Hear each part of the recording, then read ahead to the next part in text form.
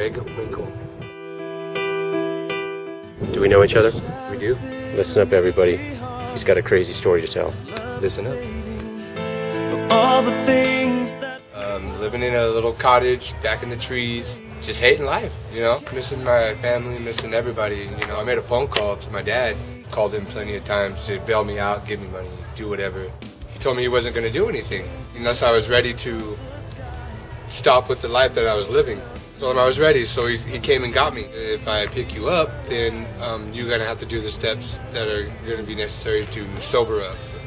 The life I was living, I was selling drugs, using drugs, meth is what I was really using, and my family was done with it. I was wanted in Lodi, I was wanted in Stockton, and just couldn't handle it no more. I was tired of the crap. It was drug charges, prior violations of drug charges, prior violations of weapon charges. I didn't know what was going to happen. I was going to go to prison. I didn't know how much time they were going to give me. You know, I was with my family, my dad, my mom, and they prayed. We prayed day in and day out.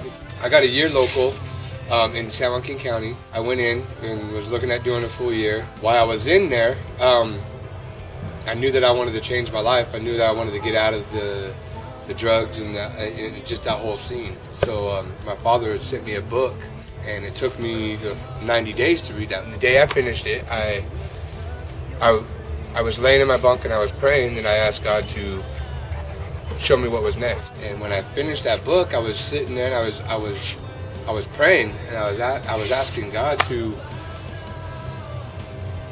show me what was next and for me to do while I was locked up. I was sitting in front of the TV and I got called. Told me I was getting an early kick, and I was like, whoa! Right then and there, that's when I knew that prayers, you know, were answered. That I was a child of God. I knew that He had His hand over me and was watching over me, was protecting me, and was waiting for me. It was like the book that I was given was meant for me to finish and read, and when that was done, I was ready to be released, not only from jail, but from the lifestyle that I was in. When they called my name and I realized that my prayer had been answered, I knew that it was time for me to give that up, to live the life that God has, you know, led me to live, that He gave me to live, to be able to go out and talk to people and share my testimony because of where I was and where I am now. That is what was intended for me to do. And the blessing that I had from that was that God had answered my prayer, that He showed me that, you know, through Him that anything's possible. My life has meaning and family. There's hope, more hope than there ever was. I have kids that I didn't see for the 3.5 years I used. I see them more than I could have thought of seeing them now. Not as much as I would like to, but and I have vision. I can, you know, there's things I want to do that I know in time that, you know, it's gonna come to me. But 2 years ago, I had no vision, no structure, no family, no friends. Brain farted.